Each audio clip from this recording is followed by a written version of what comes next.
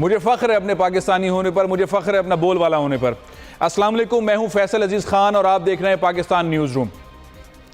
आखिरकार वो हो गया पाकिस्तान में जो पाकिस्तानी अदलिया के ख़िलाफ़, पाकिस्तानी कौमी इदारों के ख़िलाफ़ तौहीन अदालत मुसलसल हो रही थी। पाकिस्तानी फ़ौज से मुतालिक बयान दे रहे थे। नाहल वज़ीर आज़म मुसलसल ये कर रहे थे। नवाज़ शरीफ साहब जब वो इस्लामाबाद से लाहौर के लिए निकले, उसके बाद शाहिद खाकान अब्बासी भी ये तकारीर करते रहे।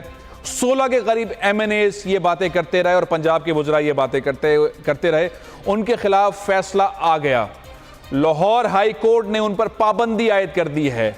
वो ये बात नहीं करेंगे, वो तौहीन अदालत नहीं करेंगे, अदालत के ख़िलाफ़ बात नहीं करेंगे, कौमी इदारों के ख़िलाफ़ बात नहीं करेंगे। और ऐसे तमाम TV चैनल्स और अखबारात जो ऐसे बयान छापते रहे, उनके खिलाफ कार्रवाई होगी। पैमरा से पूछ लिया गया है, पैमरा को जवाब देना पड़ेगा, अब सार आलम को जवाब देना पड़ेगा कि उसने कैसे ये तकारीर नशर होने दी, कैसे उन्होंने सुप्रीम कोर्ट के खिलाफ ये तकारीर नशर होने दी, किस तरह से ये तकारीर पाक फौज के खिलाफ नशर हुई, किस तरह से ये पाकिस्तान में अदालती फैसलों की तौहीन हुई। नवाज शरीफ के खिलाफ फैसला होगा, हुआ है और मजीद होगा। शाहिद खाकान अब्बासी के खिलाफ भी ये फैसला आया है, उनको अब देखना पड़ेगा वो किस तरह बात करेंगे। इस सिलसिले में हमने एक पैकेज तैयार किया है, पैकेज देखें, फिर इसी मौजू पर हम तफसील से बात करेंगे। आइए देखें ये पैकेज।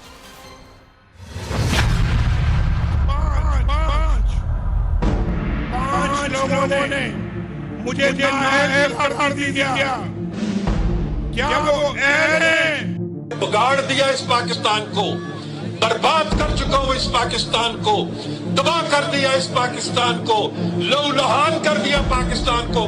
नवाज शरीफ, आप पाकिस्तान तुम ठीक करो, खराब करें ये फौज के जनरल और ठीक करें नवाज शरीफ आके। नाअहल और कातिल नवाज शरीफ की बोलती बंद। लाहौर हाई कोर्ट ने नाअहल वजीर आजम को तौहीन अदालत की सजा दे दी। लाहौर हाई कोर्ट के जज मामून रशीद ने मियां नवाज शरीफ, शहबाज शरीफ, ख्वाजा साद रफीक, वजीर आजम शाहिद खाकान अब्बासी, ख्वाजा आसिफ, इसहाक डार, तलाल चौधरी और नवाज शरीफ का मुखालिफ परवेज रशीद, मरियम औरंगजेब, आबिद शेर अली, राना सनाउल्लाह समेत 16 अरकान असम्बली के अदलिया मुखालिफ बयानात मीडिया पर नशर करने से रोक दिया। ये वो लोग जो कि अदलिया की तौहीन कर रहे हैं, मुमलिकत की तौहीन है, पाकिस्तान आर्मी की तौहीन कर रहे हैं और फैसले के ऊपर तनकीद कर रहे हैं, बेजा किस्म की तनकीद कर रहे हैं और मुसलसल कर रहे हैं। उसमें वज़ीर आज़म पाकिस्तान हों शाहिद खाकान अब्बासी साहब, नाहल वज़ीर आज़म साहब हों, नवाज शरीफ साहब, वज़ीर आला पंजाब हों, ये 16-17 नाम जो इस पिटीशन के अंदर हैं, इनके खिलाफ फौरी कानूनी कार्रवाई होने की जरूरत है। फैसल अजीज खान की ये पेशगोई दुरुस्त साबित हो गई। अगर कोई पाकिस्तान के खिलाफ बात कर रहा है, पाकिस्तानी फौज के खिलाफ बात कर रहा है, पाकिस्तानी अदलिया के खिलाफ बात कर रहा है, साजिशों की बात कर रहा है और पाकिस्तान में इंतशार फैलाने की बात कर रहा है, उस पर मीडिया पर पाबंदी आयद होनी चाहिए, उस पर टेलीविजन के ऊपर बात करने पर पाबंदी आयद होनी चाहिए, उसके ऊपर बिल्कुल मुकम्मल तौर पर अखबारात में उनके बयान छापने पर, सोशल मीडिया पर पाबंदी आयद होनी चाहिए। ये अगर नहीं होगा तो पाकिस्तान के अंदर पाकिस्तान के खिलाफ, पाकिस्तानी इदारों के खिलाफ, पाकिस्तानी अदलिया के खिलाफ, पाकिस्तान के खिलाफ कैसे बात करने वाले को आज़ाद छोड़ा जा सकता है।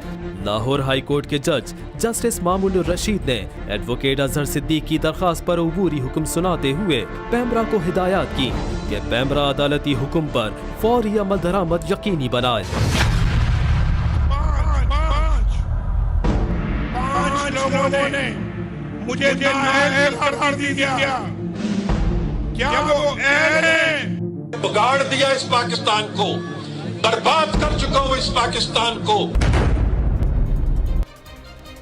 अस्सलाम वालेकुम, पाकिस्तान न्यूज़ रूम के साथ मैं हूं तलहा जतोई। पाकिस्तान न्यूज़ रूम में पानामा का फैसला आने के बाद, नवाज शरीफ की नाअहली के बाद, फैसल अजीज खान चीफ न्यूज़ ऑफिसर जो कितने दिनों से बात कर रहे हैं कि इन पर बैन लगना चाहिए, लगना चाहिए। अल्लाह का शुक्र है, अल्लाह के घर में देर है अंधेर नहीं, आज बैन लग गया है। अब ये मीडिया पर आकर इस तरह अदलिया पर हमले नहीं कर सकते। पाकिस्तान तरक्की की राहों पर गामजन है, लेकिन इन राहों पर गामजन रहने के लिए बहुत जरूरी है कि हम मुल्क दुश्मन अनासिर को पहचाने, चोरों को पहचाने, लुटेरों की निशानदेही करें और जब वो पाकिस्तान पर हमला करते हैं उनको उसकी सजा मिले। मैं चाहूंगा कि फैसल साहब से मैं डिस्कस करूं एक उस शख्स के बारे में जिसने मुल्क से गद्दारी का सबूत दिया। फैसल साहब, सबसे पहले नवाज शरीफ की बात करते हैं। नाहिल नवाज शरीफ हम जानते हैं कि बहुत जल्द खुद साख्ता जिलावतनी इख्तियार करने वाले हैं। ऐसे में अब ये बैन आ गया है, अब वो हमले करेंगे तो नशर तो नहीं होगा, फिर वो अफसार आलम को जो पैसे वगैरह मिलते हैं और जो पैमरा के साथ उनकी सेटिंग हुई भी है वो मुश्किल में पड़ जाएगी।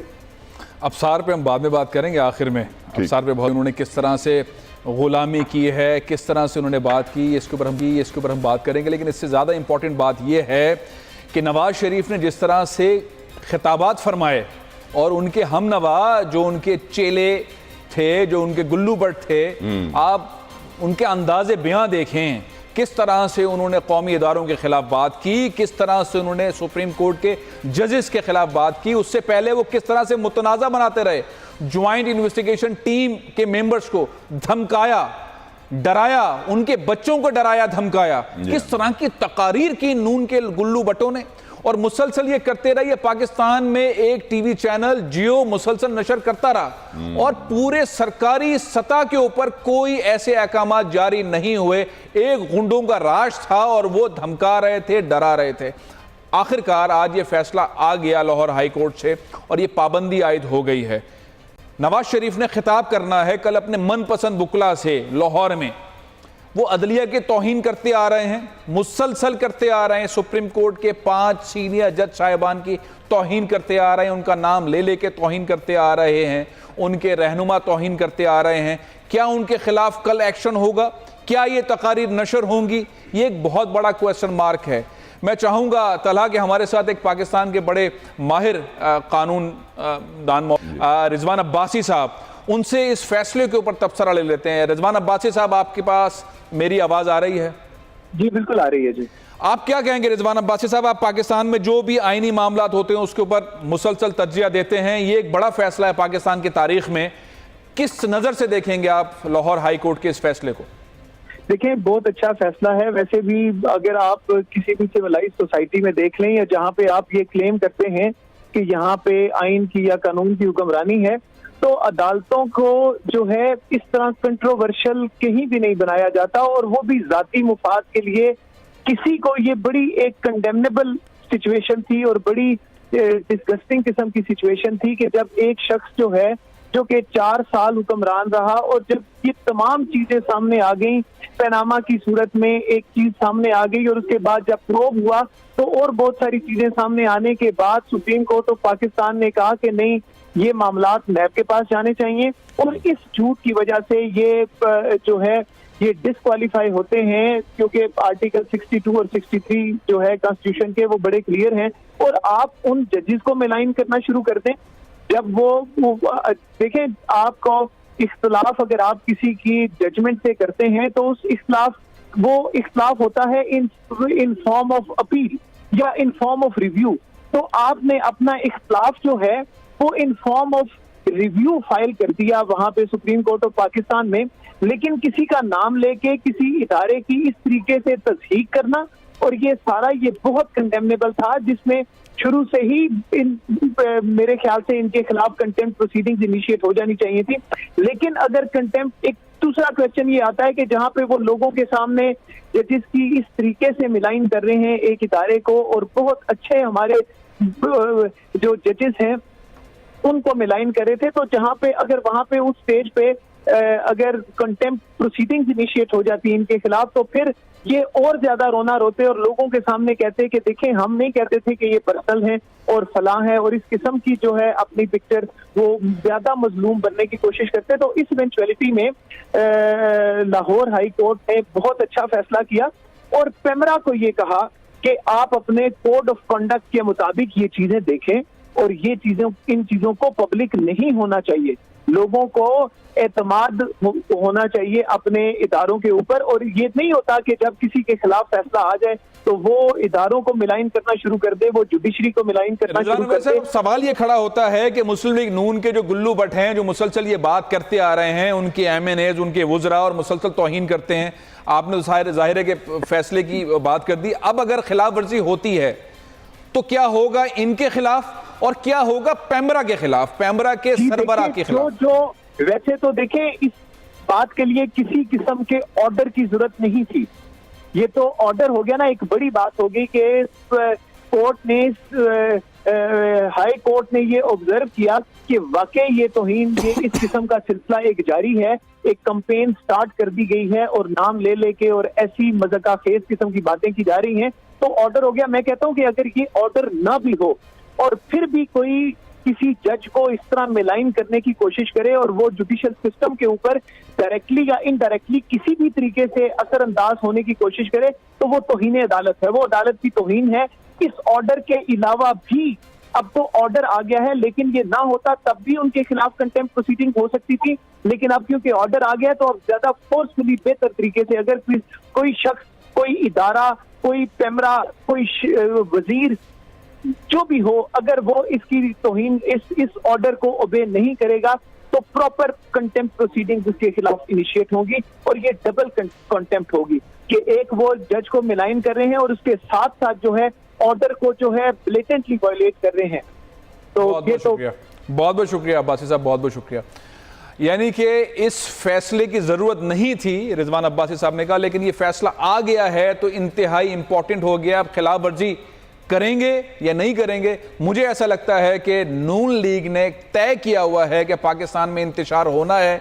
आज मैं आपसे कह रहा हूं, इनके वज़रा भी इस तरह की बातें करेंगे, इनके एमएनएस भी करेंगे, सेनेटर्स भी करेंगे। पाकिस्तान में इंतशार चाहते हैं, मुसलसल इस तरह के बयानात आएंगे, इस तरह की बातें करेंगे। और कल आप देखिएगा नवाज शरीफ साहब जब वकला से खिताब करेंगे तो दोबारा से ये बातें दोहराएंगे। वो चाहते हैं कि अदलिया से झड़प हो, वो चाहते हैं अदलिया एक्शन ले, वो चाहते हैं कि मुल्क में इंतशार हो और वो शहीद कहलाएं अपने मामलात में। मैं समझता हूं तलहा, ये जो सूरत हाल सामने खड़ी हो रही है, नवाज शरीफ अपनी ये जो बकिया मानदा सियासी जिंदगी है जो अब थोड़ी सी रह गई है नैब के फैसले के रेफरेंसेस के आने से पहले, उसमें पाकिस्तान के अंदर इंतशार फैलाना चाह रहे हैं। पाकिस्तान से बाहर निकलने से पहले, भागने से पहले, फरार होने से पहले पाकिस्तान के अंदर जो माहौल बनाना चाह रहे हैं उसका क्या बनेगा? बिल्कुल बहुत खतरनाक माहौल बनाना चाह रहे हैं। फैज़ल साहब, तसादुम की रिवायत है इनकी और ये चाहते हैं कि तसादुम हो। जिस तरह बच्चों को गाड़ी के नीचे कुचल के चले जाते हैं उस तरह चाहते हैं कि और जाने भी शहीद हो। कहा था ना साद रफीक ने कि पहला शहीद है फैज़ल साहब। लेकिन एक चीज़ मैं आपसे पूछना चाहता हूँ, हम वकला बरादरी को बड़ी इज्जत की नज़र से देखते हैं, उनका एहतराम करते हैं, लेकिन एट द सेम टाइम हम ये भी देख रहे हैं कि नाहिल नवाज शरीफ अपने पैसे के बलबूतों पर वकला को इस्तेमाल करना चाहता है। वो ऐसे इजलास बुला रहा है क्योंकि अब वजीरों के ऊपर तो बैन लग गया है। अब यकीनन कोई ना कोई और देखा जाएगा कि कौन हमला कर सकता है, कौन हमला कर सकता है। वकला बरादरी को इस्तेमाल किया जा रहा है हमला करने के लिए, इस पर आप क्या कहेंगे? वकला बिरादरी बहुत समझदार है, उन्हें पता है कि किस तरह से बिहेव करना है। पाकिस्तान में वकला की बड़ी खिदमात हैं, एक बड़ी तहरीक उन्होंने चलाई थी और वो सब सुप्रीम कोर्ट के साथ खड़े हैं, एक एक जज के साथ खड़े हैं, सुप्रीम कोर्ट के फैसले के साथ खड़े हैं।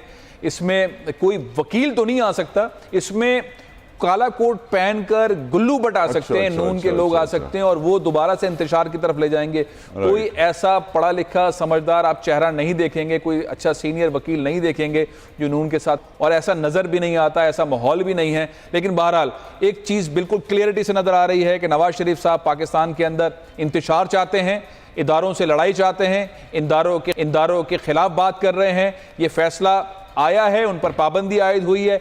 पैमरा का रोल क्या होगा, पैमरा किस तरह से बिहेव करेगा, अफसार आलम इस पर एक्शन लेंगे नहीं लेंगे, उन इदारों के खिलाफ एक्शन लेंगे जो ये मुसलसल इनकी खबरें नशर करते आ रहे हैं। बोल ने बड़ी जिम्मेदारी का सबूत दिया, बोल ने कभी भी ऐसी कोई तकरीर, कोई ऐसा स्टेटमेंट, कोई ऐसा जुमला जो तौहीन अदालत करता हो, चीफ जस्टिस साहब से मुताल्लिक हो, सीनियर जजेस सुप्रीम कोर्ट से मुताल्लिक हो, कभी नशर नहीं किया। कोई ऐसी बयान, कोई ऐसी बात, कोई ऐसी तकरीर नशर नहीं की। हम जिम्मेदारी समझते हैं पाकिस्तान के अंदर किस तरह का मीडिया चलना चाहिए, किस तरह का एथिक्स होने चाहिए, इस पर बिल्कुल चलते हैं और बिल्कुल ये समझते हैं कि करप्ट लोगों के खिलाफ बात करनी है। बिल्कुल ये समझते हैं कि पाकिस्तान का जिसने पैसा लूटा है, चोरियां की हैं, डकैतियां की हैं, टैक्स चोर हैं, पाकिस्तानी असासे बाहर बनाए और उनके पास मनी ट्रेल नहीं है, तो जो फैसले अदालत के होंगे बोल उसके हक में खड़ा होगा, जो कानूनी फैसले होंगे बोल उसके साथ खड़ा होगा। लेकिन फैज़ल साहब, मैं आपको यहां पे क्रेडिट देना चाहूंगा, पूरी पाकिस्तान की मीडिया इंडस्ट्री में आपने सबसे पहले यह खबर आवाम तक पहुंचाई कि इन पर बैन लगने वाला है और आज वो बैन लग गया है। आपने मुतालबा भी रखा कि अदलिया पर हमला नहीं होना चाहिए। लेकिन मैं चाहूंगा कि जिन पर बैन लगाए फैज़ल साहब, हम उन सब का मुस्तकबिल थोड़ा सा डिस्कस करते चलें। खुद साख्ता खादिम आला, जिनके अब कातिल आला के नारे लगते हैं मॉडल टाउन सोने की वजह से, उनका मुस्तकबिल वो क्या नजर आ रहा है? वो क्या खुल के बात कर सकेंगे अब? देखिए, उनके इख्तलाफात नवाज शरीफ साहब से बहुत ज्यादा हैं और इतने इख्तलाफात होने के बाद वो अपने आप को बचाने की कोशिश कर रहे हैं मुसलसल। उनको पार्टी का सरबराह नहीं बनाया नवाज शरीफ ने, उनको वजीर आजम की सीट नहीं दी, उनके ऊपर मामला बहुत हैं, रेफरेंसेस बनने वाले हैं, उनकी सियासत के भी आखिरी अय्याम हैं और वो जिस तरह से खिताब फरमा रहे थे, जिस तरह से बातें कर रहे थे, उसमें कमी आई है।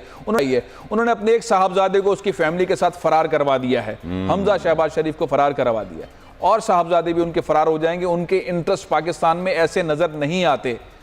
जाहिर है कि शहबाज शरीफ का फ्यूचर इतना ज्यादा नजर नहीं आ रहा। राइट फैसल साहब, मौजूदा वजीर आहिद खाकान अब्बासी के ऊपर भी ये पाबंदी लगी है। अब वो तो जब भी बात करेंगे पीटीवी को दिखाना ही पड़ेगा क्योंकि वो लाजिम होता है उनके लिए, तो क्या पीटीवी रोक पाएगा अपने आप? देखिए, शाहिद खाकान अब्बासी साहब, ये अलग बात है कि वो हाथ जोड़ के मियाँ साहब के सामने खड़े होते हैं, उनकी हिदायत के मुताबिक काम करते हैं, लेकिन उनके अंदर गुस्सा नहीं है। उनका तरीक़ेकार बड़ा इत्मीनान बख्श, खामोश है।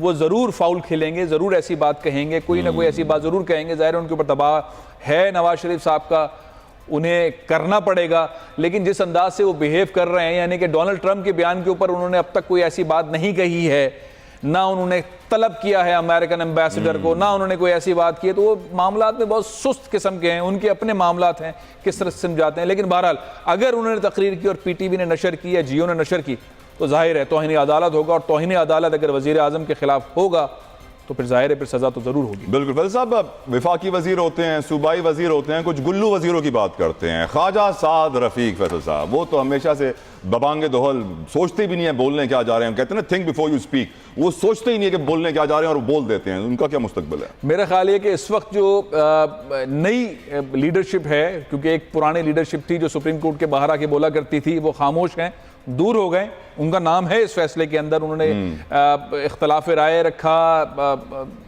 मुतनाज़ा बनाने की कोशिश की, उन्होंने जो है अदालत की तौहीन की, जजों के ऊपर हमले किए, ये सब कुछ है।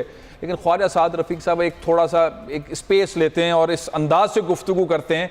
तौहीन अदालत की तो उनकी एक लाइन, एक फहरिस्त है। अब भी उन्होंने जो बयान दिया इस फैसले के बाद, उन्होंने कहा कि अदालत के फैसले पर हम तबसरा करेंगे, हम कोई तौहीन अदालत नहीं करेंगे, तबसरे का हम राइट रखते हैं। लेकिन अब वो देखते हैं कि वो किस हद तक ये बात करते हैं, क्योंकि उनकी गुफ्तगू से जिस अंदाज से कौमी इदारों की तौहीन होती है, सिर्फ अदलिया की नहीं, कौमी इदारे और भी हैं जिसकी तौहीन होती है, वो बिल्कुल नज़र आ रही है और मुसलसल वो कर रहे हैं।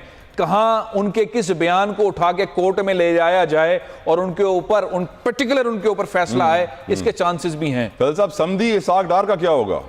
समदी इसाक डार भाग दौड़ में लगे हुए हैं। किस तरह से उन्होंने नैब के अंदर हाजिर ना होने का फैसला किया, उन्होंने एक जानिब ना जाने का फैसला किया, दूसरी जानिब सुप्रीम कोर्ट के अंदर उन्होंने अपील दायर कर दी है, तीसरी जानिब नैब के अंदर उन्होंने कोई तकरीबन 200 से ज़ायद सफ़ात के ऊपर एक डॉक्यूमेंट भी जमा करवा दिया कि वो तो बिल्कुल क्लियर रहे हैं। तो वो इस वक्त अपने आप को बचाने के चक्कर में उनका नाम, उनकी अहलिया का नाम, उनके बेटे का नाम, उनके बहू का नाम, सबका नाम नैब के रेफरेंसेस के अंदर है और जाहिर है कि वो बहुत मुश्किल के अंदर हैं, वो ऐसा कोई बयान नहीं देंगे। राइट फैसल साहब, और भी बहुत सारे नाम आपसे मुझे कहा जा रहा है ब्रेक के बाद आप देखेंगे लगातार 10 खबरें, इसके बाद डिस्कशन जारी रहेगी, कहीं मत जाएगा, देखते रहिए पाकिस्तान न्यूज रूम। आप देख रहे हैं पाकिस्तान का number 1 show Pakistan news room. आप देख रहे हैं पाकिस्तान का number 1 show Pakistan news room. Pakistan news room में आपको वेलकम बैक करेंगे, जहां आप जानते हैं तमाम तराम तरीन खबरें उन पर होते हैं आम तरीन और दिलचस्प तरीन तज्जिए चीफ न्यूज ऑफिसर फैसल अजीज खान साहब के। और आज हम जो खबर डिस्कस कर रहे हैं वो पाकिस्तान न्यूज रूम की एक्सक्लूसिव खबर थी जो फैसल साहब ने हमें आज से कई दिनों पहले दे दी थी कि बैन लगने वाला है नून लीग पर और उनके वुज़रा पर, वो जो हमले कर रहे हैं अदलिया पर और पाकिस्तानी कौमी इदारों पर, अब उन पर पाबंदी लगेगी। और आज लाहौर हाई कोर्ट ने ये पाबंदी लगा दी है। फैसल साहब, हम आपसे 1-on-1 सारे वुज़रा को डिस्कस कर रहे थे कि किसका क्या मुस्तकबिल आपको नजर आ रहा है। अगला नाम जो मैं आपसे पूछना चाहूंगा, परवेज रशीद, डॉन लीग्स में कलीदी किरदार अदा करने वाले, और वो कहते क्या है कि जर्नैलों ने मुल्क खराब किया, नवाज शरीफ ने मुल्क ठीक किया। इस पे तो उनको गिरफ्तार कर लेना चाहिए। फैसल साहब, मेरा ख्याल है परवेज रशीद साहब से ज्यादा झूठा इंसान सियासतदानों के अंदर नहीं होगा।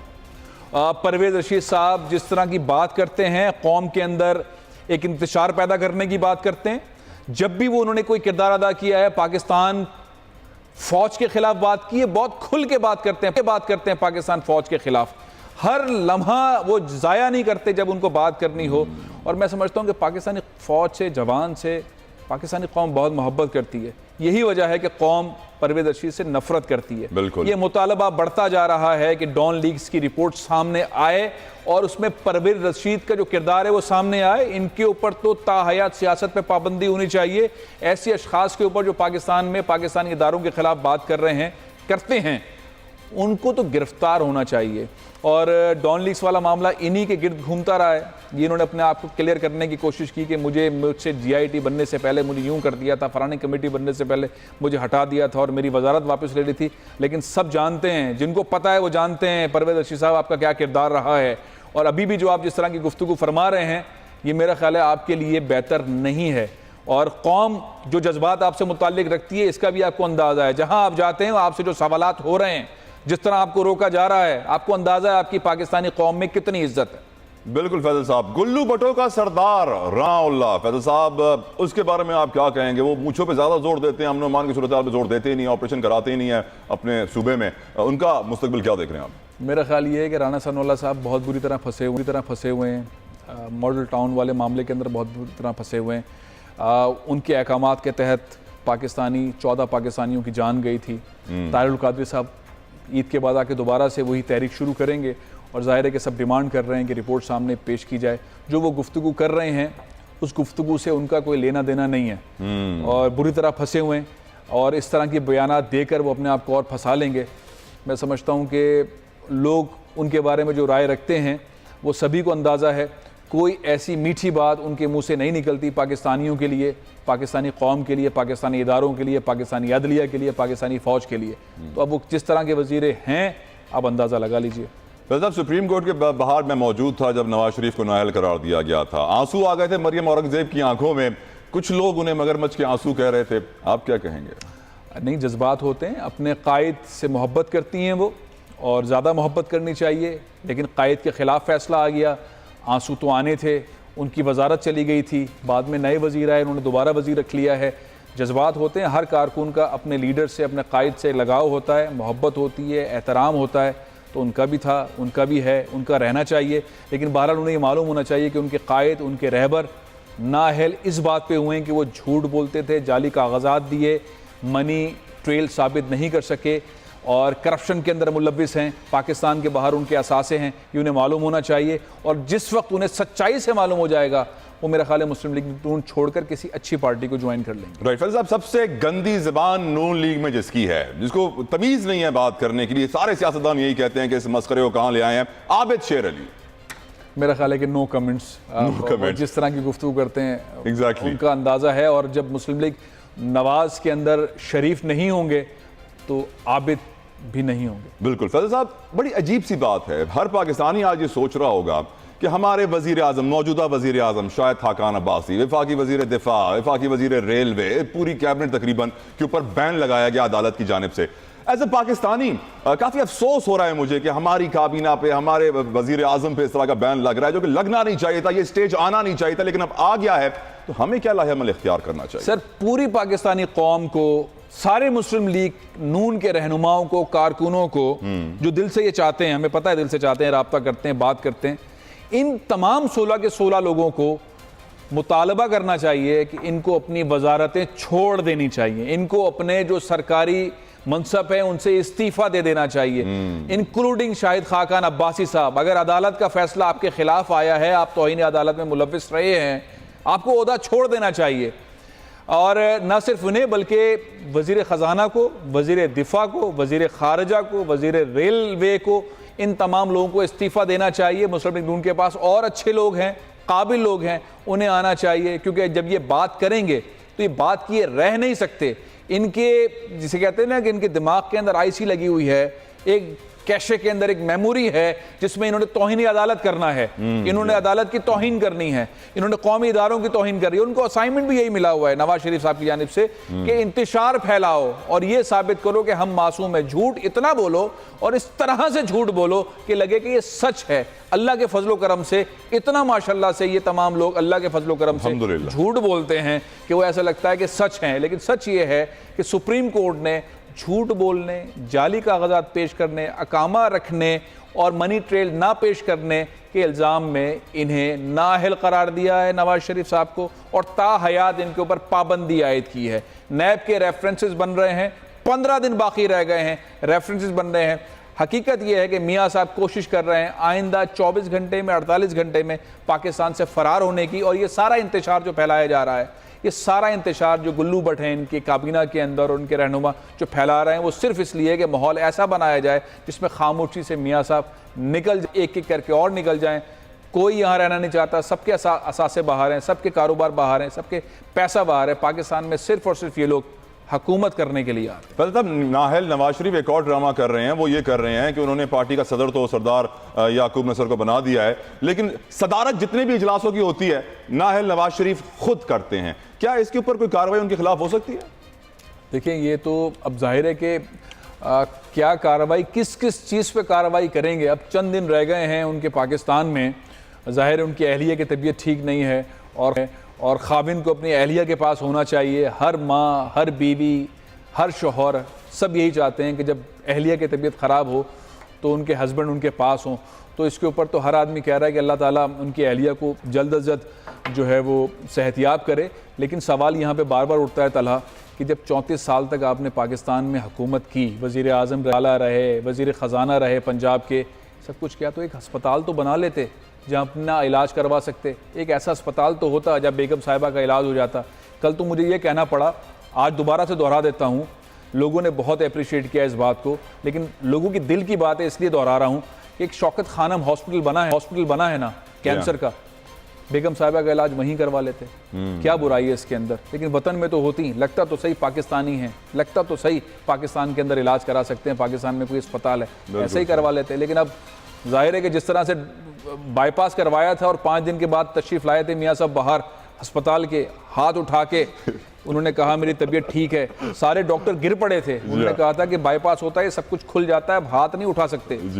तो कहीं ऐसा ही कुछ ना हो कि बेगम साहिबा का गले का ऑपरेशन है और वो जब इलाज करवा के आएँ तो यहाँ पे NA 120 के इंतखाबात में कोई नारा ही ना लगा दें। नारा ही ना लगा दें, बिल्कुल सही कह रहे हैं फैसल साहब। यहाँ वक्त ब्रेक के बाद डिस्कशन का सिलसिला जारी रहेगा और भी बहुत सारे इशूज़ हैं जो फैसल अजीज खान साहब से डिस्कस करने हैं। इस ब्रेक के बाद कहीं जाएगा, देखते रहिए पाकिस्तान न्यूज़ रूम।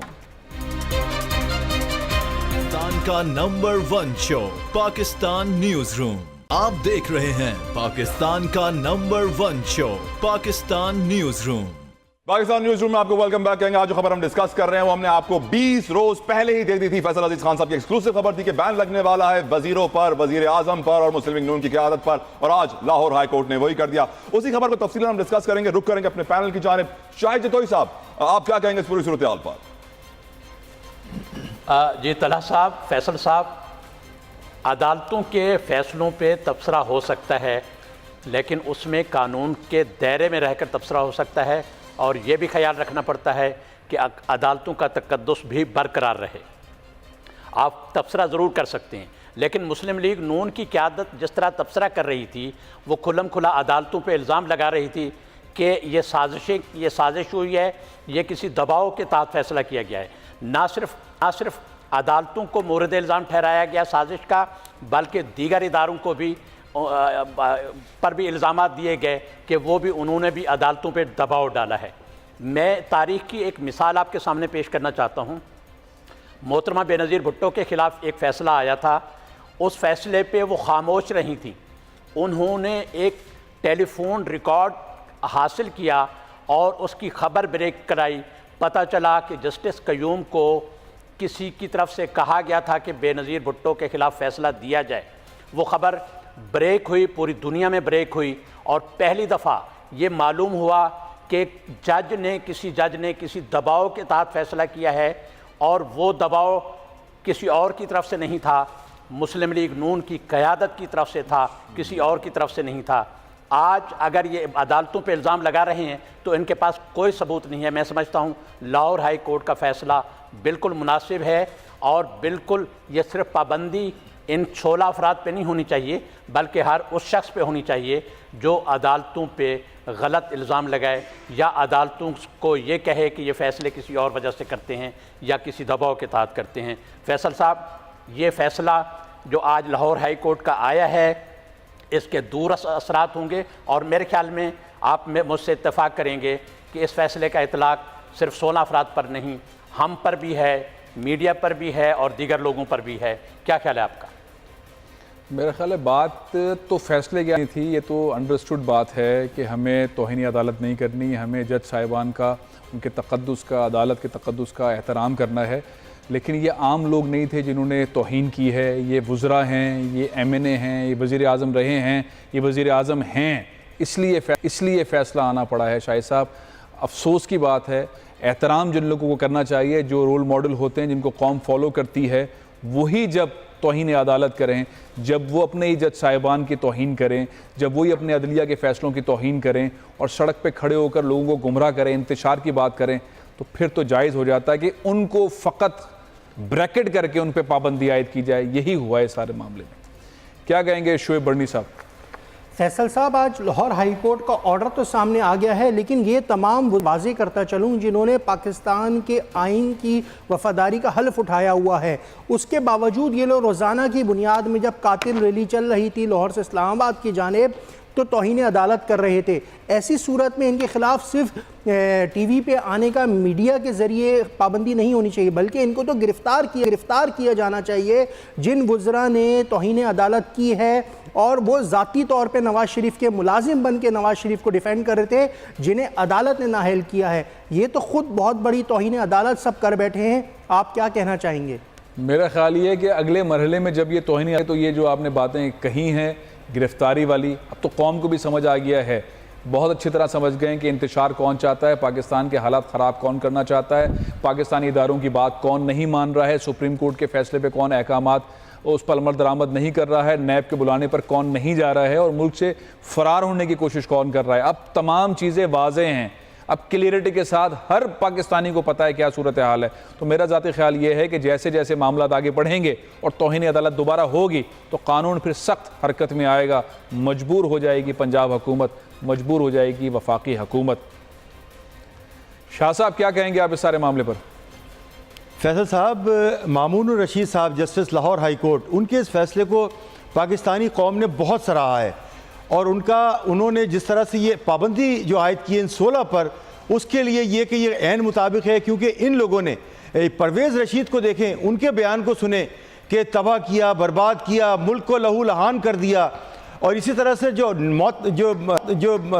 नाअहल नवाज शरीफ हैं, उन्होंने अपने दौर में फ़ौज के ख़िलाफ़, उन्होंने अपने दौर में अदलिया के ख़िलाफ़, उन्होंने अपने दौर में जो फैसले हो रहे थे उनके ख़िलाफ़ जो फैसला हुआ उसके ख़िलाफ़ वो गए और इस तरह के गए। और मैं ये समझता हूँ, बल्कि कौम ये समझती है कि इन्होंने जो कौम को जिस तरह से अपनी तकरीरों में बगावत पर उकसाने की कोशिश की है, तो फैसल साहब मैं ये समझता हूँ कि आइंदा आने वाले वक्तों में बल्कि जल्दी इनके ख़िलाफ़ मेरे ख्याल से बगावत के भी चार्जेस लगने चाहिए। बात आपकी ठीक है, आप जो बात कर रहे हैं वो फैक्ट है और लोगों के जज्बात भी हैं, पाकिस्तानियों के जज्बात भी हैं। लेकिन अब जिस पॉइंट पर आकर मुस्लिम लीग नून खड़ी हुई है वो मुल्क में इंतशार फैलाना है। वो जिस पॉइंट पे खड़े होकर बात कर रहे हैं वो पाकिस्तान के अंदर अमन व अमान की सूरत हाल नहीं चाहते। वो बिल्कुल ये है कि अगर हम हुकूमत में नहीं हैं, अगर नवाज शरीफ साहब वज़ीर आज़म नहीं हैं, तो फिर कोई नहीं है, फिर जमहूरियत भी नहीं है।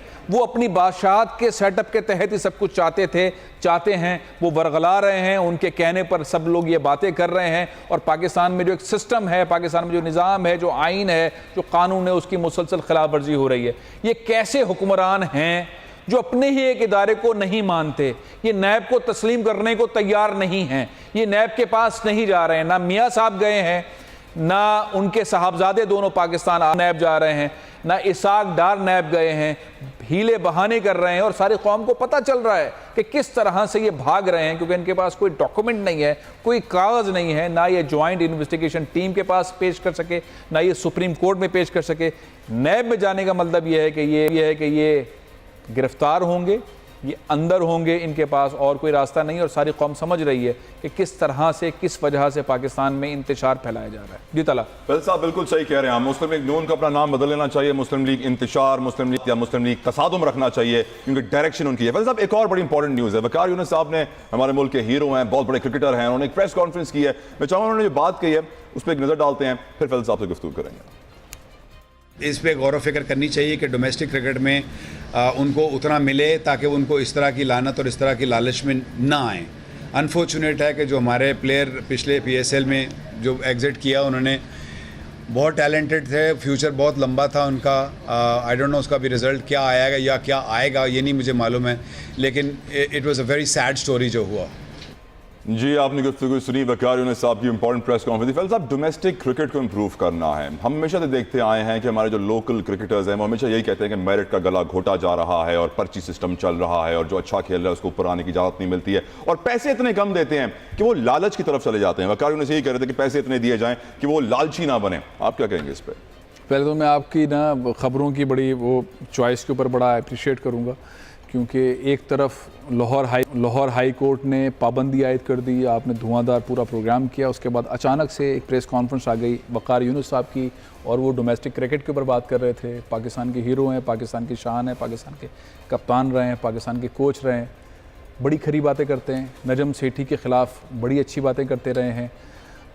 लेकिन मैं इस वक्त क्या कमेंट करूं सिवाय इसके कि वकार यूनुस साहब को एक्टिव होना चाहिए, ज़्यादा से ज़्यादा एक्टिव होना चाहिए, क्योंकि उनका किरदार पाकिस्तानी क्रिकेट के लिए बहुत ज़रूरी है, डोमेस्टिक क्रिकेट के लिए भी ज़रूरी है, इंटरनेशनल क्रिकेट के लिए भी ज़रूरी है, कोचिंग के लिए भी ज़रूरी है। और जाहिर है कि जिस तरह का उन्होंने अपना करियर बनाया है, जूनियर्स को सीखने का बहुत ज़्यादा मौका मिलेगा।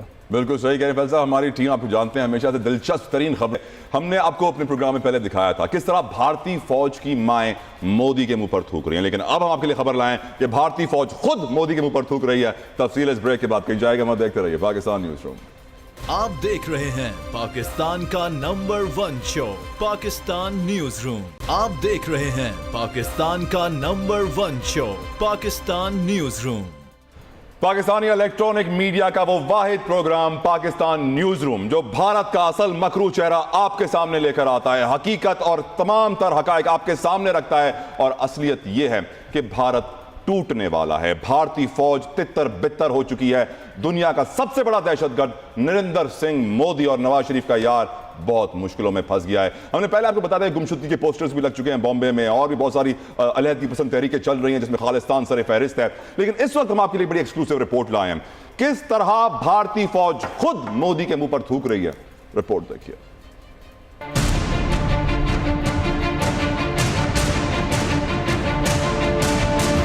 पहले देश के लिए हथियार उठाया था, अब सरकार के खिलाफ उठेगा। एक्शन लो वरना मरने को तैयार हो जाओ। भारतीय फौज ने सरकार के खिलाफ खुल्लम खुल्ला ऐलान जंग कर दिया। कश्मीर, गुजरात में हजारों बेगुनाह मुसलमानों को बेदर्दी से कत्ल करने वाली भारतीय सरकार और भारतीय फौज का मकाफाती अमल शुरू। भारतीय फौज अपनी ही सरकार के खिलाफ खम ठोक कर खड़े हो गए, जिसकी एक मिसाल भारतीय फौजी तेज बहादुर की है। भारतीय फौज में नाइंसाफी, जुल्म और गैर मयारी खाने के खिलाफ अलम बगावत बुलंद करने वाले सरहदी फोर्स के जवान तेज बहादुर यादव की नई वीडियो मंजर-ए-आम पर आ गई है। तेज बहादुर का कहना है कि इसने नाइंसाफी के खिलाफ आवाज बुलंद की। सरकार ने, प्रधानमंत्री ने खुद वीडियो देखा और कहा, गृह मंत्री ने कहा कि जांच के आदेश कर दिए गए, जांच की जाए, लेकिन किसी प्रकार की इन्होंने कोई जांच नहीं करी। ये गद्दार हैं सबके सब। मैं इन गद्दारों का चेतावनी देना चाह रहा हूँ कि मैं आपको 1 महीने का समय दे रहा हूँ। अगर दी आपने ठीक 25 अगस्त तक कोई जांच नहीं की और सही वो नहीं किया तो ये तेज बहादुर यादव मोदी जी, आप तो 56 इंच का सीना दोगे, 57 इंच का सीना है। और मेरा चैलेंज है एक जवान का आपको, अगर दी आपने 1 महीने में कोई जांच नहीं की और उचित कार्रवाई नहीं की तो ये तेज बहादुर गद्दारी के ऊपर उतर जाए। और मैं हर उस जवान से अनुरोध करना चाहता हूँ कि इन भ्रष्टाचारियों के खिलाफ खड़े हो जाइए। अगर दी मुझे हथियार भी उठाना पड़ा तो मैं हथियार उठाऊंगा, इसकी जिम्मेवारी सरकार हो। अरे उस दिन कहाँ थे जिस हर वकील ये बोल रहा था कि हम तेज बहादुर का केस लड़ेंगे, हम ये करेंगे, हम आज कहाँ है? वो कोई भी नहीं है। 25 अगस्त को अगर दी मुझे हथियार भी उठाना पड़ा तो मैं उठाऊंगा। और हर उस जवान सैनिक को मैं कहना चाहता हूँ जो ट्रेन सोल्जर है, जिसके साथ नाइंसाफी हुआ है, अन्याय हुआ है, अत्याचार हुआ है, वो हर सैनिक हथियार उठाएगा उस दिन। मैं चाहता हूँ कि आप पूरे ये आपने रिपोर्ट देखी। यकीनन फैसल साहब, इनके जो दहशतगर्द हैं वो भी कुलभूषण यादव हैं, इनके फोर्स में जो काम कर रहे हैं वो भी तेज बहादुर यादव हैं। हाल आपने देखा, बात आपने उनकी सुनी। सरकार के खिलाफ बगावत करने जा रही है भारतीय फौज। आप क्या कहेंगे? मेरा ख्याल है कि इस वक्त डूब मरना चाहिए प्राइम मिनिस्टर इंडिया को कि उनका वर्दी में एक जवान इससे पहले वो कह चुका है कि मुझे खाने पीने के लिए कुछ नहीं मिलता, ये मिलता है, रोता रहा है, ये करता रहा है, वो करता रहा है। आज वो कह रहा है मैं बगावत पे उतर आऊंगा अगर 25 अगस्त तक ये नहीं किया। 25 अगस्त तो आ गई है। मोदी सरकार क्या करेगी? कितना वक्त है मोदी सरकार के पास ये नोटिस लेने के लिए? एक वर्दी में जवान कह रहा है बंदूक उठाऊंगा, मैं बगावत करूंगा। हिंदुस्तान में जो फौजी हैं वो मौजूदा हुकूमत के खिलाफ बगावत पर उतर आए हैं, बगावत करने वाले हैं, धमकियां दे रहे हैं। अंदाज़ा लगाइए इस वक्त हिंदुस्तानी फौज की क्या सूरत हाल है कि वहां पे हाजिर सर्विस फौजी जवान प्राइम मिनिस्टर को मौका दे रहा है कि उसके मसाइल हल करे, नहीं तो वो बगावत पर उतर आएगा, बंदूक उठाएगा, अपने साथ फौजियों को मिला रहा है। मजमूई तौर पर हिंदुस्तान की सूरत हाल ये है। अंदाज़ा लगाइए इनका असल चेहरा है क्या, किस तरह से फौज पल रही है, किस तरह से दहशतगर्दी में इजाफा कर रहा है सारी दुनिया में। ये सूरत हाल पर हम आपको मज़ीद भी सिचुएशंस बताते रहेंगे आइंदा आने वाले प्रोग्राम से, लेकिन फिल वक्त प्रोग्राम का वक्त ख़त्म हो रहा है। कल फिर हाजिर होंगे, इजाज़त दीजिए। पाकिस्तान जिंदाबाद।